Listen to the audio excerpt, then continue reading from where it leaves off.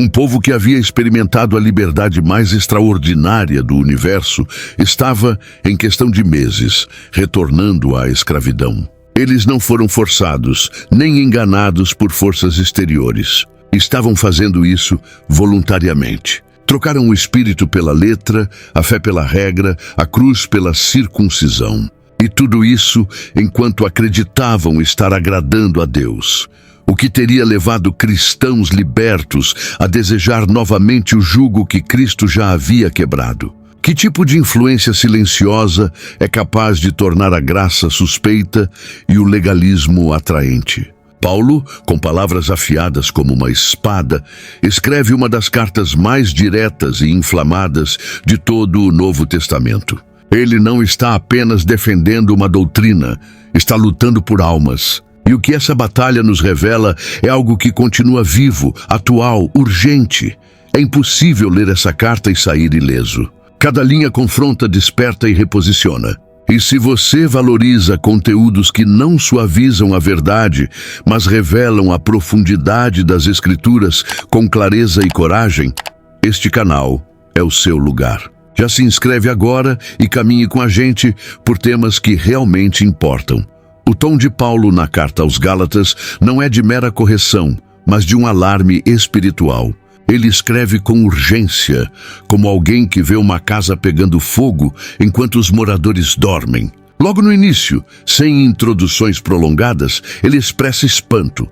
Os crentes estavam abandonando aquele que os havia chamado pela graça para seguir um evangelho diferente. Esse choque inicial revela não apenas uma preocupação doutrinária, mas o desespero de um pai espiritual, vendo seus filhos sendo arrastados por um redemoinho de confusão. O drama se desenrola com intensidade desde os primeiros versículos, como podemos perceber em Gálatas, capítulo 1, versículo 6 em diante. O apóstolo não suaviza as palavras. Ele declara que mesmo que um anjo do céu pregasse outro evangelho, deveria ser considerado maldito. Essa ênfase pesada não vem de arrogância, mas da gravidade do que está em jogo. A vida cristã não é baseada em boas intenções, mas na verdade revelada por Deus. Ao ameaçar a integridade do evangelho, os falsos mestres não estavam apenas ensinando algo errado, estavam empurrando os crentes de volta a um sistema de escravidão religiosa que Cristo já havia vencido na cruz. O zelo de Paulo era o de um homem que sabia que a verdade salva, mas a distorção dela pode condenar.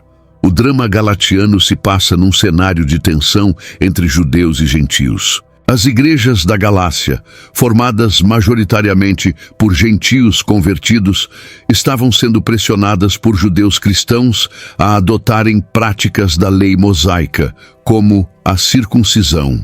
O que começou como fé pura estava se contaminando com rituais e exigências que Cristo já havia cumprido em si. Paulo, ao perceber essa movimentação, agiu como um profeta na brecha, defendendo não apenas a teologia, mas a alma daqueles que estavam sendo enganados. O que torna esse início tão poderoso é a coragem de Paulo em confrontar o erro sem rodeios. Ele não busca agradar homens, mas servir a Deus. Ao dizer isso, ele se posiciona como alguém livre do sistema humano de aprovação e autoridade. Esse posicionamento é vital para o restante da carta, pois estabelece que sua mensagem não vem de homens, nem por meio de homens, mas por revelação direta de Jesus Cristo. Essa origem divina confere à sua palavra um peso que não pode ser ignorado ou relativizado. O alerta ecoado por Paulo continua ressoando através dos séculos. Em tempos onde a verdade frequentemente é diluída para se tornar mais palatável, sua carta nos lembra que o Evangelho não é uma opinião ajustável, mas uma revelação imutável. O que estava em risco não era uma preferência teológica, mas a própria liberdade conquistada por Jesus. Ouvir esse grito de advertência é essencial para qualquer geração que deseje viver pela graça, e não pela performance. As igrejas da Galácia haviam experimentado a liberdade em Cristo, mas estavam sendo seduzidas por uma doutrina que os arrastava de volta à prisão da lei. a substituição da fé simples por práticas religiosas legalistas parecia, à primeira vista, um aprofundamento espiritual. No entanto, para Paulo isso era um retrocesso fatal. Ele via com clareza o risco. Trocar o espírito pela carne, a promessa pela obrigação, a fé viva por rituais mortos. Esse é o peso do que está descrito em Gálatas capítulo 3, versículo 3, quando o apóstolo pergunta: tendo começado pelo Espírito, estáis agora vos aperfeiçoando pela carne? Essa pergunta retórica é uma ferida aberta na alma da carta. Paulo não acusa com frieza, mas com perplexidade. O problema não era apenas teórico, mas profundamente espiritual. Os Gálatas estavam sendo tentados a acreditar que a aceitação de Deus dependia do cumprimento da lei mosaica. Essa ideia mina completamente o alicerce da justificação pela fé, que é o coração do Evangelho. Quando a performance humana é colocada como critério de salvação, a cruz de Cristo perde seu significado e se torna, na prática, desnecessária. O legalismo não apenas rouba a liberdade, mas também desfigura a imagem de Deus. Ele apresenta um Pai celestial que exige obras impecáveis para amar plenamente seus filhos. Paulo se levanta contra essa distorção, lembrando aos Gálatas que foi pela fé que receberam o Espírito e não por obras da lei.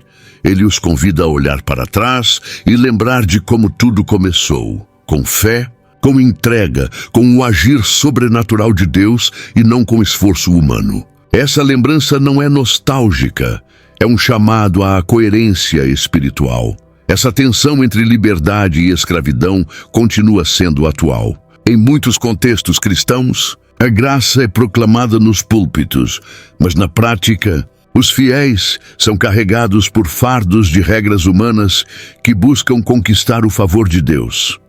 A carta aos Gálatas se levanta como um protesto divino contra esse sistema. Cristo não morreu para nos tornar obedientes a códigos, mas para nos dar uma nova vida, guiada pelo Espírito, motivada por amor e sustentada pela fé.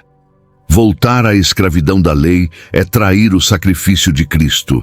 A liberdade conquistada na cruz não é uma licença para o pecado, mas uma chamada para uma vida transformada pela graça. A liberdade verdadeira não está em fazer tudo o que se quer, mas em viver plenamente quem fomos chamados para ser. Paulo via essa liberdade em risco, e sua paixão em resgatá-la é o que torna essa carta tão poderosa e ainda tão necessária. Quando Paulo fala sobre um outro evangelho pregado entre os Gálatas, ele não está se referindo a algo completamente oposto, mas a uma distorção sutil. O perigo maior não era uma heresia grotesca, mas uma mistura perigosa entre graça e obras. Esse evangelho adulterado mantinha a linguagem cristã, mas trocava o centro da fé.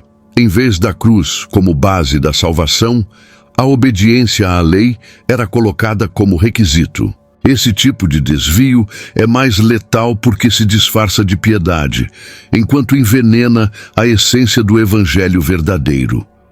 A distorção não começa com negações diretas, mas com acréscimos. Um pouco de fermento, alerta Paulo em Gálatas capítulo 5, versículo 9, leveda toda a massa. Acrescentar exigências à graça parece inofensivo, até mesmo prudente, mas esse pequeno ajuste altera completamente a lógica da salvação.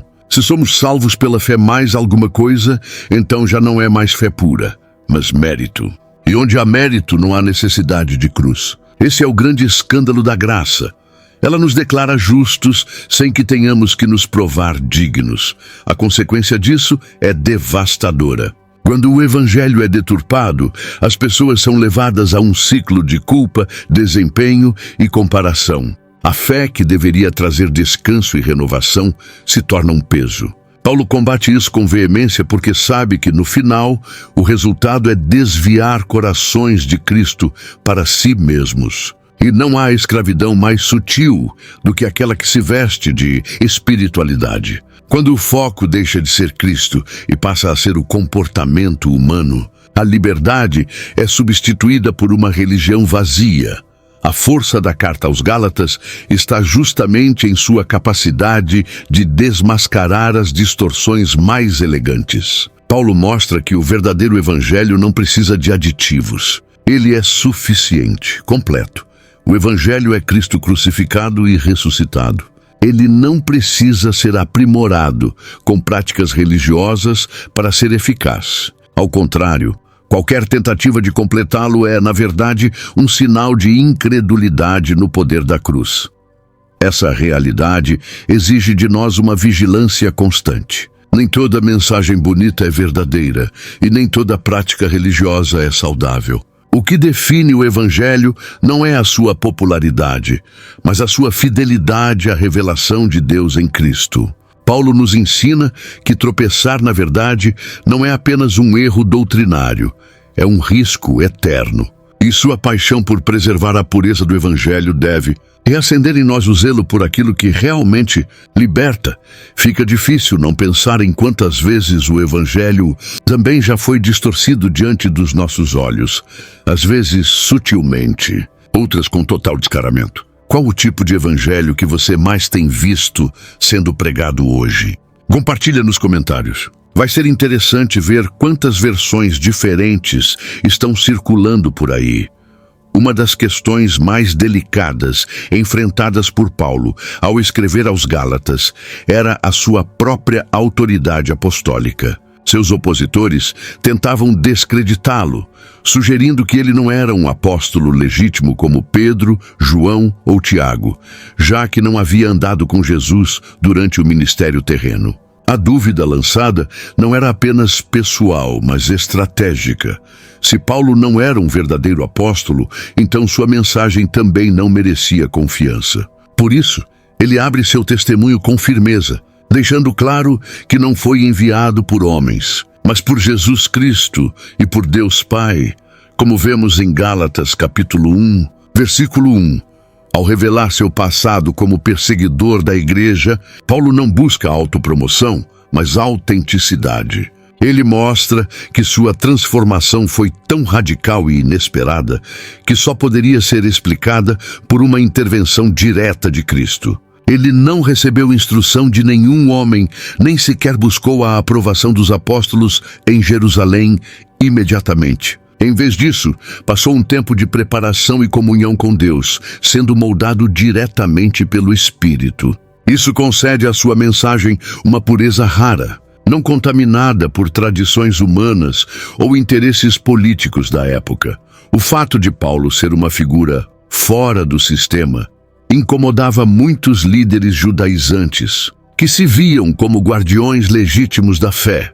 No entanto, era justamente essa liberdade de Paulo que o tornava um instrumento eficaz para alcançar os gentios. Ele não estava preso aos costumes e estruturas dos judeus, o que lhe permitia comunicar o evangelho com clareza para aqueles que estavam de fora.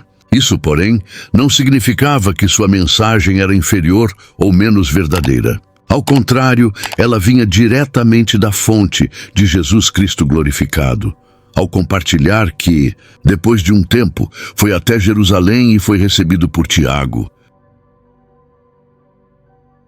Pedro e João, Paulo demonstra que, embora sua autoridade não dependesse deles, havia uma concordância espiritual entre ele e os líderes da igreja. Eles reconheceram que Paulo tinha sido confiado com o evangelho para os gentios, assim como Pedro havia sido chamado para os judeus. Essa validação, registrada em Gálatas capítulo 2, versículos 7 a 9, não servia como uma chancela formal, mas como evidência de uma unidade em meio à diversidade de ministérios. A coragem de Paulo em afirmar sua autoridade sem arrogância é uma lição poderosa para os nossos dias. A fidelidade à verdade não depende da aceitação das multidões, nem da aprovação de figuras religiosas influentes. Quando alguém é chamado por Deus, sua autoridade é fundamentada na missão que lhe foi dada, e não em títulos humanos. Paulo não se curva diante das pressões institucionais, ele se curva apenas diante de Cristo. E é essa submissão que lhe dá ousadia para corrigir, ensinar e, se necessário, confrontar até mesmo os mais respeitados apóstolos. Quando Paulo finalmente se dirige a Jerusalém para encontrar os principais líderes da igreja, Pedro, Tiago e João, o clima não era de competição, mas de confirmação. Ele leva consigo Barnabé e Tito, um grego não circuncidado, como símbolo vivo da liberdade que havia sido concedida aos gentios. A presença de Tito não era acidental. Paulo o traz intencionalmente como prova de que a fé em Cristo era suficiente, sem necessidade das práticas da lei mosaica. Esse momento é descrito em Gálatas capítulo 2, versículos 1 a 3, como uma reunião privada com os que eram considerados colunas da igreja. A tensão que pairava sobre esse encontro era enorme. Havia por trás das cortinas homens infiltrados, os chamados falsos irmãos, que tentavam restringir a liberdade dos convertidos gentios. Eles queriam sorrateiramente sujeitar os novos crentes à antiga aliança. Paulo, porém, não cedeu por um instante. Ele sabia que o evangelho não poderia ser negociado para manter aparências ou agradar líderes religiosos. O que estava em jogo não era uma questão cultural, mas a integridade da verdade. E naquele momento decisivo, a verdade prevaleceu. Os apóstolos de Jerusalém, ao ouvirem a explicação de Paulo, reconheceram a graça que lhe havia sido dada. Eles perceberam que o mesmo Deus que operava entre os judeus por meio de Pedro, estava agindo entre os gentios por meio de Paulo. Essa percepção gerou algo raro e precioso: comunhão. A unidade entre os líderes não foi baseada em uniformidade de métodos, mas na fidelidade a um mesmo Senhor. O Evangelho tinha várias expressões culturais, mas uma única essência: Jesus Cristo, crucificado e ressuscitado. Esse encontro também nos revela um princípio importante. O Evangelho precisa ser preservado, mas também precisa ser confirmado. Paulo, mesmo com sua autoridade divina, entendeu o valor do diálogo com os irmãos. Ele não buscava aprovação, mas sabia que a comunhão fortalece a missão. A verdade do Evangelho nunca está em disputa quando todos os envolvidos estão submetidos ao Espírito. Foi por essa submissão mútua que a igreja permaneceu unida, mesmo diante de pressões tão intensas. Ao final desse encontro, os apóstolos estenderam a mão direita da comunhão a Paulo e Barnabé. Foi um gesto simbólico, mas carregado de significado: reconhecimento, apoio, irmandade. E com esse gesto, a missão aos gentios ganhou uma força ainda maior. O Evangelho não estava mais limitado a Jerusalém. Agora avançava com liberdade pelas estradas do Império Romano. E por meio de homens diferentes, mas comprometidos com a mesma verdade, a mensagem de Cristo começou a alcançar os confins da terra. A convivência entre judeus e gentios na nova fé cristã não era simples. Havia resistências profundas, enraizadas em séculos de tradição, rituais e separações culturais. Pedro, mesmo sendo um dos líderes que havia aceitado a missão de Paulo aos gentios, vacilou quando se viu pressionado por irmãos judaizantes. Em um momento crucial, ele passou a evitar comer com os gentios por medo dos da circuncisão. Essa atitude não era apenas pessoal. Estava negando na prática a verdade do Evangelho. Por isso, Paulo o repreende abertamente, como vemos em Gálatas capítulo 2, versículo 11 em diante. A cena é intensa. Não se trata de uma disputa de ego entre dois apóstolos, mas de uma batalha pela integridade da fé cristã. A conduta de Pedro, influente como era, poderia causar um efeito dominó de hipocrisia entre os crentes. E foi exatamente o que aconteceu. Outros judeus, inclusive Barnabé, foram levados pela mesma dissimulação. O que poderia parecer apenas uma escolha pessoal de convivência, se transformou numa ameaça à unidade e à pureza do Evangelho. Paulo, com zelo e clareza, denuncia a contradição entre a fé professada e o comportamento adotado. Se Pedro vivia como gentio e agora exigia que os gentios vivessem como judeus, onde estava a coerência? Essa pergunta, feita em público, revela uma verdade dolorosa.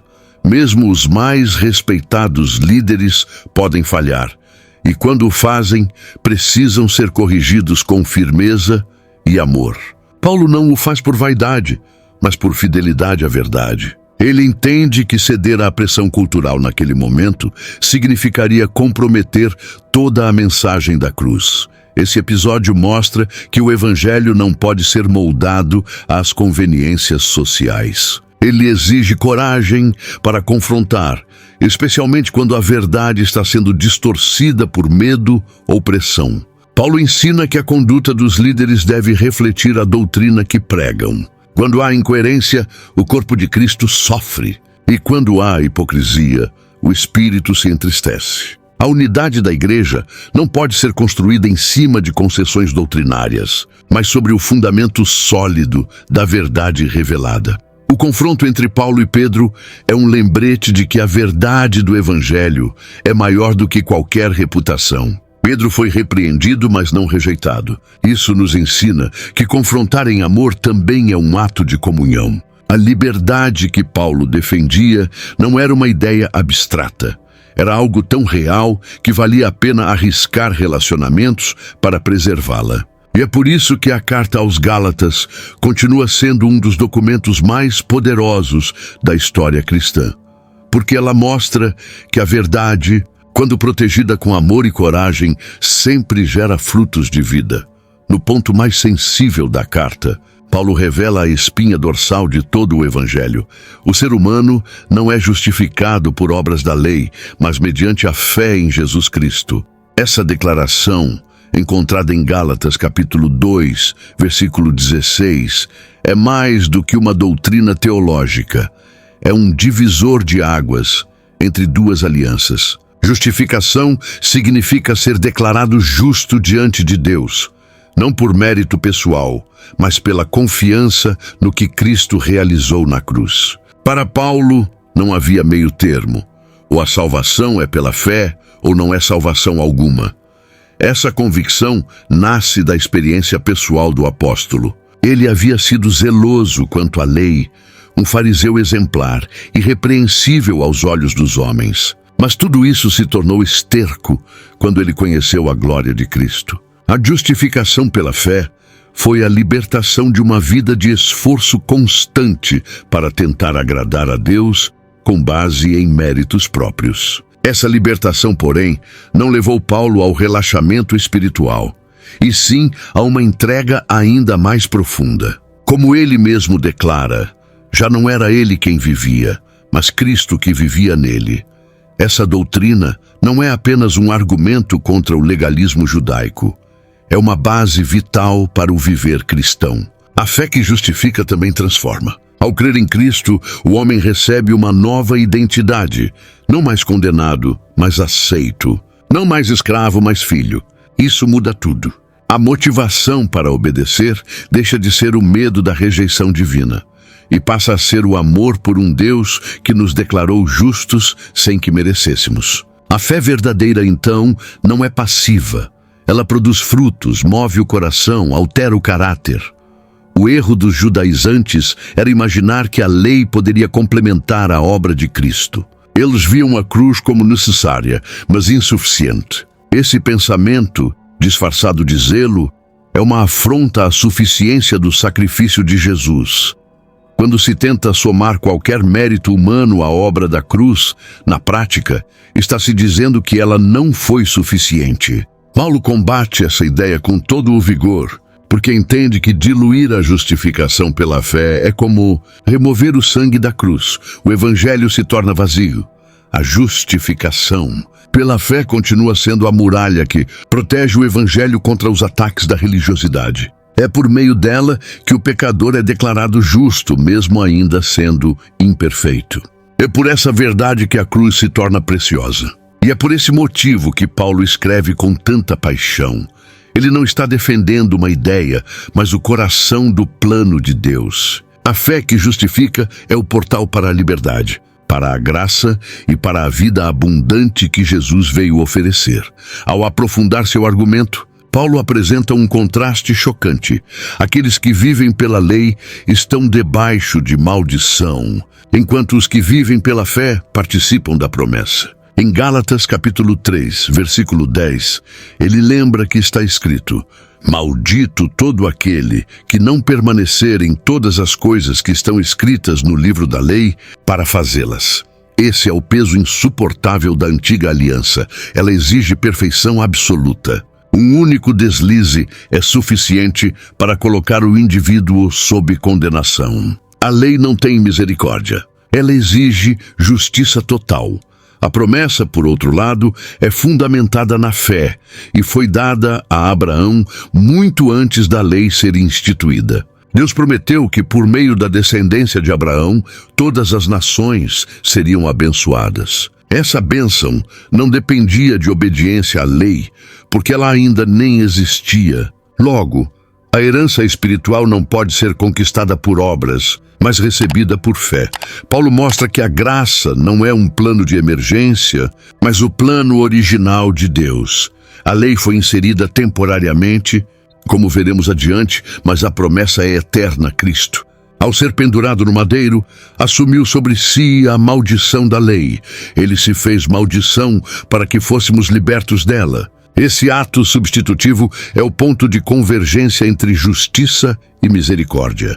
Jesus não anulou a lei, mas a cumpriu plenamente, e ao fazer isso, abriu caminho para que a promessa feita a Abraão alcançasse os gentios. Agora, não é mais necessário pertencer ao povo judeu, nem praticar os rituais da lei para ser herdeiro da bênção.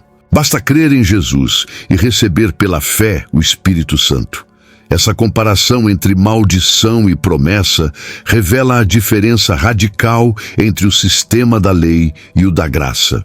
A lei revela o pecado, mas não oferece poder para vencê-lo. A graça, por sua vez, revela Cristo e oferece o Espírito para uma nova vida. Quem vive pela lei tenta em vão alcançar o céu por seus próprios méritos. Quem vive pela graça reconhece sua falência moral e se lança nos braços da misericórdia divina. Essa é a verdadeira liberdade, saber que a bênção não vem por esforço, mas por fé.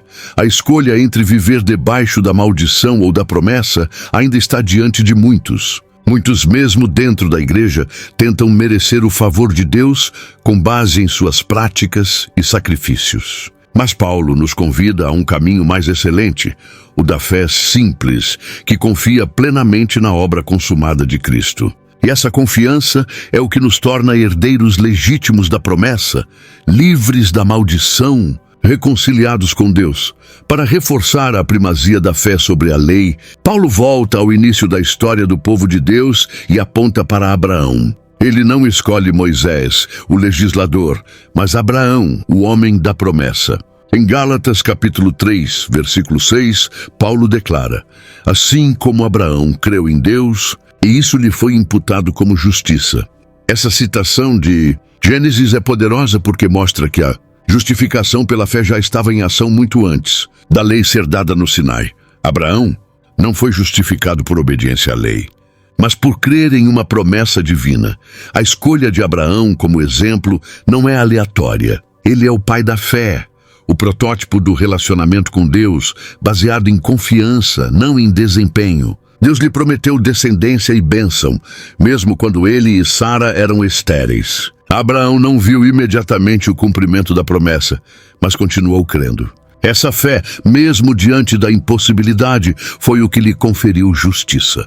A fé de Abraão é ativa, perseverante, confiante. E é esse tipo de fé que Paulo propõe aos Gálatas como modelo da verdadeira espiritualidade. A lei, que veio séculos depois, não anula a promessa feita a Abraão. Ela não foi dada para substituir a fé, mas para revelar a necessidade dela. A promessa é anterior, superior e eterna. Quando os judaizantes tentavam impor a lei aos gentios, estavam na prática ignorando o que Deus havia feito com Abraão. Estavam propondo uma espiritualidade baseada em esforço humano, quando o próprio Deus havia iniciado tudo com uma promessa recebida por fé. Esse erro é mais do que uma falha de interpretação, é uma desconexão do plano. Redentor de Deus. Ao dizer que os que têm fé são filhos de Abraão, Paulo amplia a identidade do povo de Deus.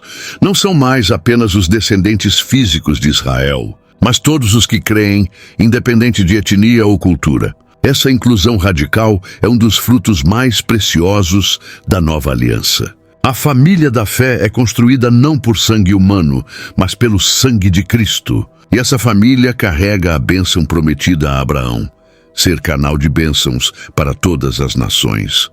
Voltar à história de Abraão é como voltar às origens da graça. Ele nos lembra que Deus não busca perfeição, mas fé, que a relação com o Criador sempre foi baseada na confiança e não na performance, e que a verdadeira justiça nunca foi fruto da lei, mas da promessa. Esse é o convite de Paulo: redescobrir em Abraão a simplicidade e o poder da fé que precede qualquer regra, rito ou tradição.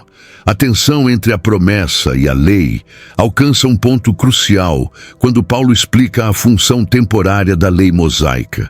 Em Gálatas capítulo 3, versículo 24, ele afirma que a lei foi o nosso aio para nos conduzir a Cristo. A palavra aio designa um tutor, alguém encarregado de cuidar de uma criança até que ela alcance maturidade. Essa imagem é poderosa porque revela que a lei não era o fim, mas um meio, uma etapa necessária para nos preparar para a plenitude da fé em Jesus. A lei tinha a função de revelar o pecado, expor a necessidade de redenção e manter o povo de Deus em disciplina até que viesse o Messias. Ela mostrava o padrão de santidade divina, mas não oferecia poder para cumpri-lo. Sua rigidez era pedagógica, servia para colocar limites e despertar consciência. Nesse sentido, ela foi uma bênção, mas com prazo de validade. Paulo não a demoniza, mas a coloca em seu devido lugar. Uma preparação, não a solução final. O problema começa quando aquilo que era provisório é tratado como permanente. Esse entendimento é revolucionário para os Gálatas e para todos os que tentam viver hoje sob o peso da performance religiosa. Quando alguém tenta alcançar a justificação por meio da lei, está na prática vivendo como uma criança que recusa crescer. É como se o aio, que já cumpriu sua missão, continuasse exercendo autoridade sobre um herdeiro adulto. Paulo mostra que com a vinda de Cristo, a fé foi revelada e a tutela terminou. Agora, os crentes não são mais supervisionados pela lei, mas conduzidos pelo Espírito. O uso da lei como instrumento de justificação é como tentar abrir uma porta já destrancada com uma chave enferrujada. A cruz abriu o caminho da graça, e insistir em rituais ou códigos como meio de salvação é negar a suficiência de Jesus.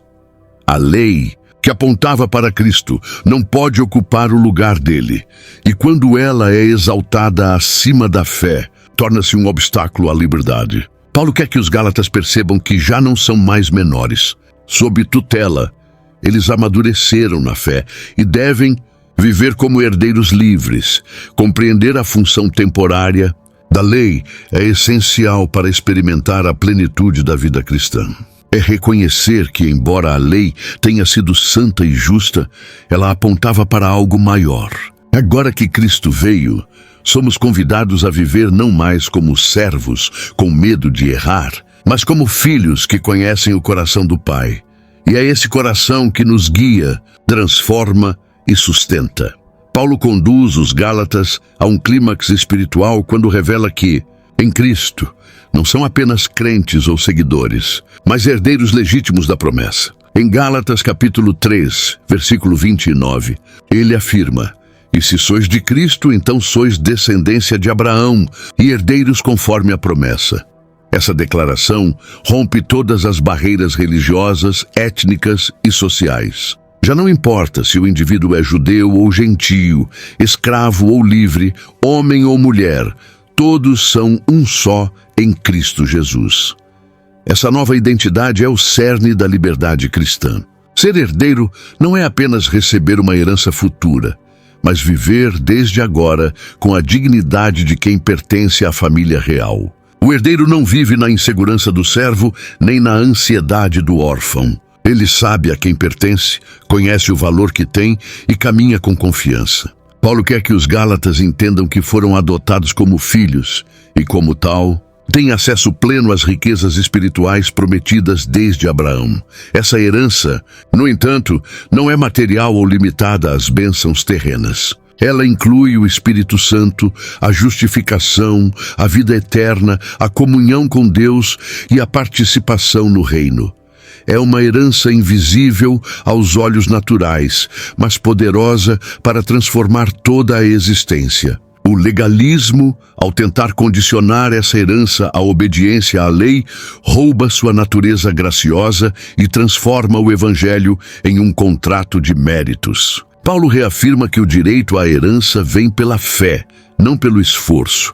Essa nova identidade também redefine os relacionamentos. Em Cristo, desaparecem as divisões humanas que antes separavam os povos. A cruz derrubou o muro que havia entre judeus e gentios, entre os de dentro e os de fora. Agora, todos os que creem fazem parte da mesma família, com igualdade de acesso e dignidade. A Igreja, portanto, não pode se permitir reproduzir as distinções do mundo. Somos todos filhos adotados, com o mesmo Pai, o mesmo Salvador e o mesmo Espírito habitando em nós. A consciência de que somos herdeiros deve afetar profundamente nossa maneira de viver. Não precisamos mais lutar por aceitação nem temer rejeição. Em Jesus, já fomos aceitos, selados e garantidos. A fé nos insere em uma história que começou com Abraão, foi cumprida em Cristo e se estende até nós. E essa fé nos transforma de devedores temerosos em filhos confiantes. Não é mais questão de tentar agradar a Deus com nossos méritos, mas de andar com Ele como quem já foi plenamente amado. A profundidade do Evangelho se torna ainda mais real quando Paulo revela que Deus não apenas nos declarou justos, mas colocou seu Espírito em nossos corações. Em Gálatas capítulo 4, versículo 6, ele escreve: "E porque sois filhos, Deus enviou aos nossos corações o Espírito de seu Filho que clama, Abba, Pai." Essa é uma das passagens mais ternas de toda a carta, revelando que a filiação em Cristo não é apenas jurídica, é relacional, íntima, vivida no mais profundo do ser. O clamor Abba, Pai não é uma repetição mecânica, mas um grito de identidade. É a voz do Espírito testificando com o nosso espírito que pertencemos a Deus. Essa relação de filho para pai é radicalmente diferente da que existia sob a lei. O servo obedece por obrigação, com medo de punição. O filho, porém, se move por amor, confiança e desejo de agradar ao pai. Essa mudança de postura é obra do Espírito Santo, não de técnicas religiosas ou de comportamento externo. Essa nova realidade espiritual nos impede de retroceder à escravidão. Paulo alerta que, se somos filhos, não devemos mais viver como escravos. Retornar à lei, nesse contexto, é como um filho legítimo abrir mão da casa do pai para viver como um servo. É trocar a mesa pela senzala, a intimidade pelo distanciamento. O Espírito que habita em nós nos convence, diariamente, de que fomos chamados para a liberdade, para a comunhão, para um relacionamento real e transformador com Deus. O Espírito não apenas nos convence de quem somos, mas também nos conduz no caminho da verdade. Ele nos lembra da graça, nos fortalece contra o pecado e nos molda à imagem de Cristo. Viver como filhos é viver guiado por essa presença interior que sussurra ao nosso coração que não estamos sozinhos. Essa segurança espiritual é o antídoto contra a tentação de buscar segurança em regras, tradições ou aparências religiosas. É no Espírito que encontramos descanso, direção e poder. O clamor do Espírito nos convida a abandonar qualquer mentalidade de orfandade espiritual. Somos filhos, e não apenas no papel. Somos filhos no coração, no sangue, no espírito. Essa certeza muda a forma como oramos, como adoramos, como enfrentamos as provações. Não é mais preciso mendigar bênçãos ou tentar barganhar com Deus. Em Cristo, já fomos adotados, aceitos e capacitados. E essa realidade é a base mais sólida sobre a qual qualquer vida cristã verdadeira pode ser edificada. Paulo recorre a uma ilustração ousada para ensinar sobre a liberdade em Cristo. Ele relembra a história de Abraão, Sara e Agar, comparando as duas mulheres às duas alianças. Em Gálatas capítulo 4, versículos 22 a 26, ele afirma que Agar representa a aliança do Sinai, que gera filhos para a escravidão, enquanto Sara representa a aliança da promessa, que gera filhos livres. Essa analogia era impactante, especialmente para os judeus que se gloriavam em sua descendência abraâmica. Paulo, no entanto, redefine a filiação espiritual com base na promessa, não na linhagem física. Agar, a escrava egípcia, teve um filho segundo a carne, Ismael. Sua gravidez foi resultado da impaciência humana, da tentativa de antecipar os planos de Deus por meios próprios. Já Sara, estéril e avançada em idade, gerou Isaque segundo a promessa, em total dependência do poder divino. Essa diferença entre agir pela carne ou confiar na promessa é o cerne da argumentação paulina. Os que insistem em viver pela lei estão, espiritualmente, se colocando ao lado de Agar, tentando obter herança por esforço e não por fé. Essa comparação tem implicações profundas para a identidade dos crentes. Paulo declara que os filhos da promessa são como Isaque, livres, herdeiros, nascidos de cima. Já os filhos da escrava são aqueles que ainda vivem sob o jugo da lei, buscando justificação por méritos. Ao dizer isso, ele não apenas defende a liberdade cristã, mas convida os Gálatas a romperem, de forma definitiva, com qualquer sistema que os leve de volta à escravidão espiritual. Não há lugar para neutralidade, ou se vive como livre ou como escravo. Paulo vai além e diz que assim como Ismael perseguiu Isaque, os filhos da carne sempre perseguirão os filhos do Espírito. Isso se manifesta nas pressões religiosas, nas críticas contra a graça, nos ataques à liberdade. A religião legalista teme a liberdade porque não pode controlá-la. Mas Paulo é enfático. Os filhos da escrava não herdarão com os filhos da livre. A liberdade não pode coexistir com a escravidão. O evangelho não pode ser misturado com a lei. Um precisa ser expulso para que o outro floresça. Essa metáfora das duas alianças nos obriga a uma escolha clara. Ou vivemos pela confiança nas promessas de Deus, como filhos da livre, ou tentamos conquistar nosso espaço por esforço, como filhos da escrava.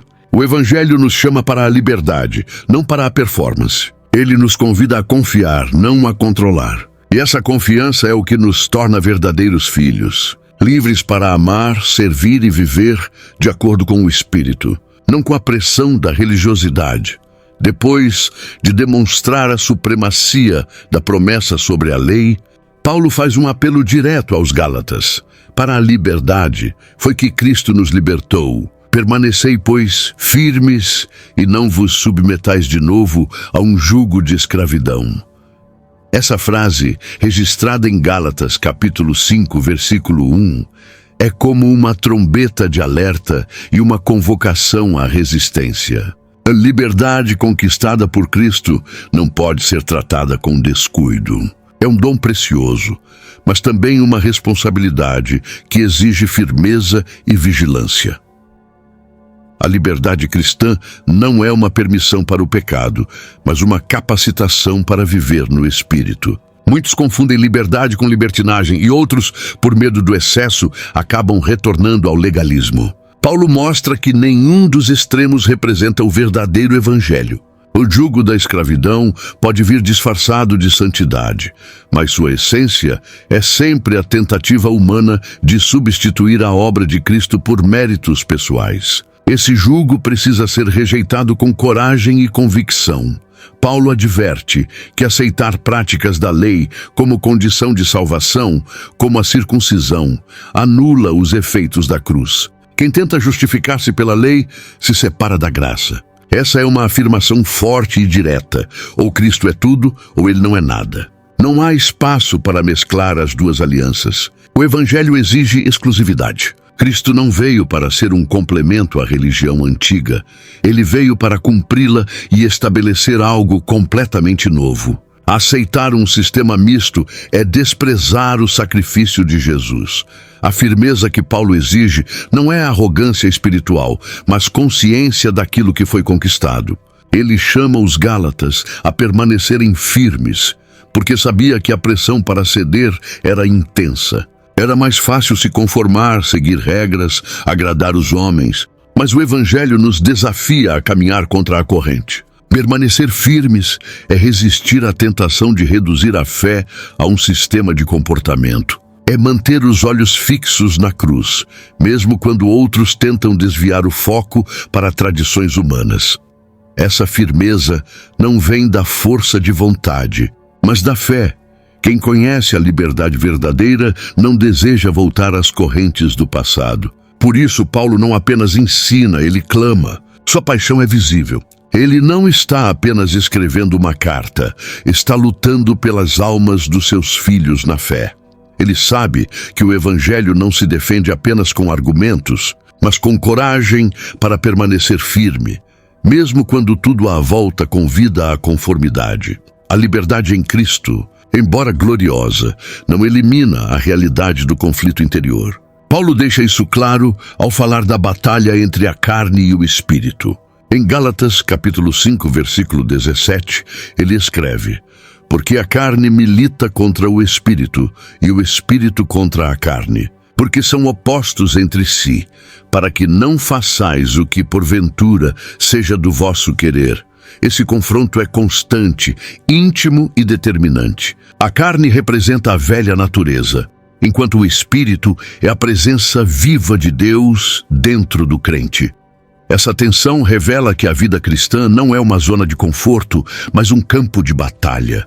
A carne deseja o que é contrário a Deus: egoísmo, orgulho, imoralidade e inveja. O espírito, por sua vez, gera amor, humildade, pureza, domínio próprio. Esses desejos opostos convivem dentro de cada cristão, criando um dilema moral diário. Não se trata de uma falha na fé, mas de uma característica da jornada cristã. A liberdade não elimina o conflito, mas muda sua natureza. Agora, lutamos com o espírito e não com as nossas próprias forças. Essa luta interna não é vencida com disciplina apenas, mas com rendição. O segredo não está em tentar suprimir a carne por meio de regras, mas em andar no espírito. Paulo ensina que se somos guiados pelo espírito, não estamos debaixo da lei. Essa afirmação desconstrói o pensamento legalista de que o único caminho para a santidade é a obediência cega. Ao contrário, é a comunhão com o Espírito que gera frutos verdadeiros. Não por obrigação, mas por transformação interior.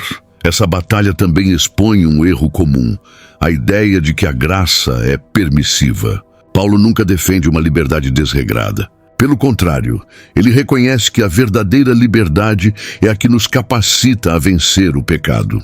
A carne só é vencida quando o espírito é priorizado. Isso exige sensibilidade espiritual, renúncia e intimidade com Deus. Não basta evitar o pecado. É preciso viver cheio do Espírito para que o pecado perca seu apelo. A vitória começa no coração rendido. A luta entre carne e espírito é real, mas não desesperadora. O Espírito habita em nós para nos fortalecer, nos lembrar da verdade e nos conduzir à maturidade. A liberdade que recebemos não é ausência de conflito, mas poder para vencê-lo. E quando aprendemos a andar segundo o Espírito, descobrimos que a graça não apenas nos perdoa, mas também nos transforma. Essa é a beleza do Evangelho. Não apenas uma salvação para o futuro, mas uma vitória para o presente. Em contraste direto com as obras da carne, Paulo apresenta os frutos do Espírito como evidência de uma vida verdadeiramente transformada. Em Gálatas capítulo 5, versículo 22, ele escreve: mas o fruto do Espírito é amor, alegria, paz, longanimidade, benignidade, bondade, fidelidade, mansidão, domínio próprio. Essa lista não é um conjunto de metas morais, mas o retrato de um caráter que está sendo moldado pela presença do Espírito Santo. Os frutos são consequências naturais da comunhão com Deus e não resultados de esforço humano. A escolha da palavra fruto é significativa. Ela aponta para algo que cresce, que passa por processo, que exige tempo, mas que é inevitável quando a árvore está saudável. Paulo não fala de obras do Espírito, porque isso implicaria em produção ativa. Ele fala de fruto porque a transformação espiritual é orgânica, interna, profunda. Não é uma performance, é um reflexo da vida interior. A pessoa que anda no Espírito começa a manifestar esses traços sem precisar fingir ou forçar. Eles fluem porque o Espírito habita nela. O primeiro fruto mencionado é o amor, o maior de todos. É a raiz da qual todos os demais se desenvolvem. Uma vida marcada pelo amor inevitavelmente transborda em alegria e paz. A longanimidade e a benignidade revelam paciência com o próximo. A bondade e a fidelidade refletem integridade no caráter. A mansidão e o domínio próprio mostram que o crente não está à mercê de seus impulsos, mas é governado por algo superior. Esses frutos não são dons, são marcas visíveis de maturidade espiritual. Paulo afirma que contra essas coisas não há lei. Isso significa que nenhuma regra é capaz de produzir o que o Espírito produz. A religião pode impor comportamentos, mas só o Espírito pode gerar caráter. O legalismo se preocupa com aparências, o Espírito se importa com essência.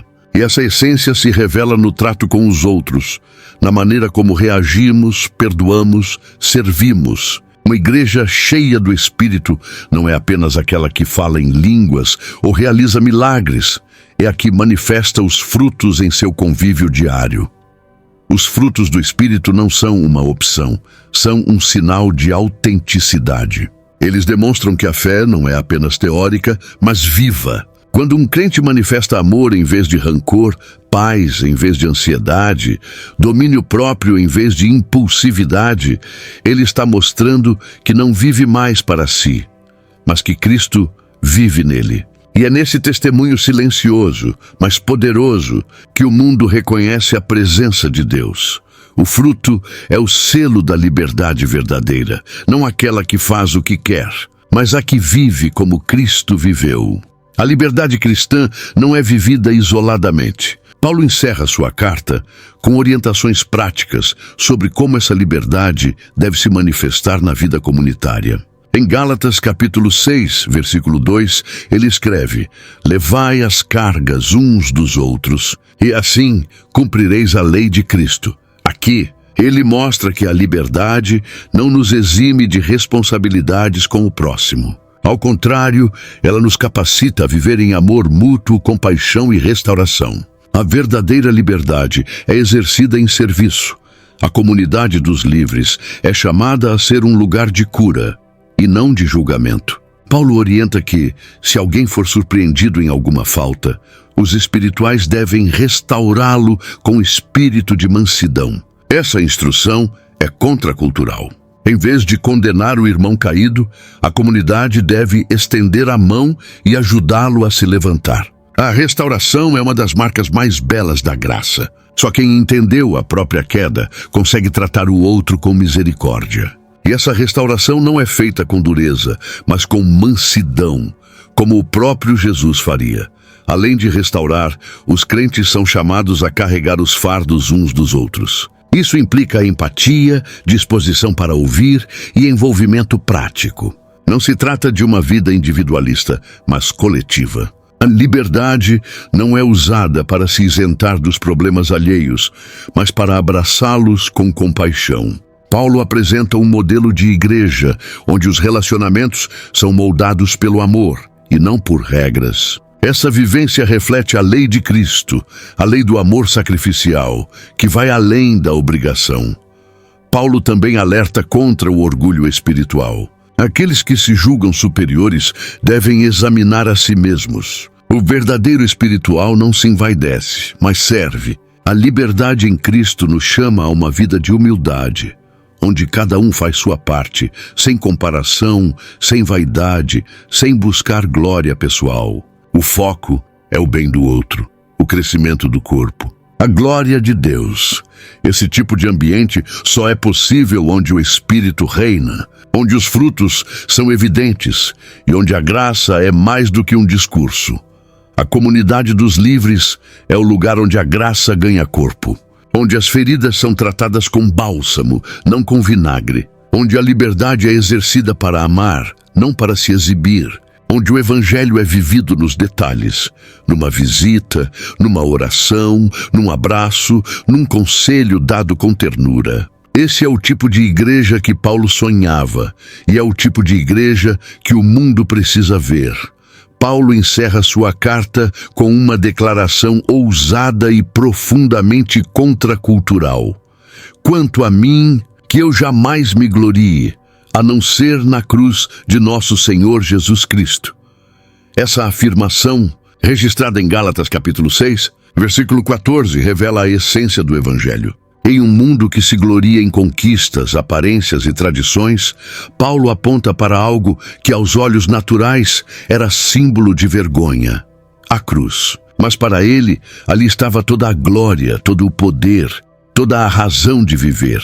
A cruz representa o fim de um sistema baseado em méritos e o nascimento de um novo modo de vida baseado na graça. Ela quebra o orgulho humano, expõe a futilidade das obras e revela o amor radical de Deus. Paulo não busca reconhecimento por suas realizações, nem por suas credenciais religiosas. Ele entende que tudo o que realmente importa já foi feito por Jesus.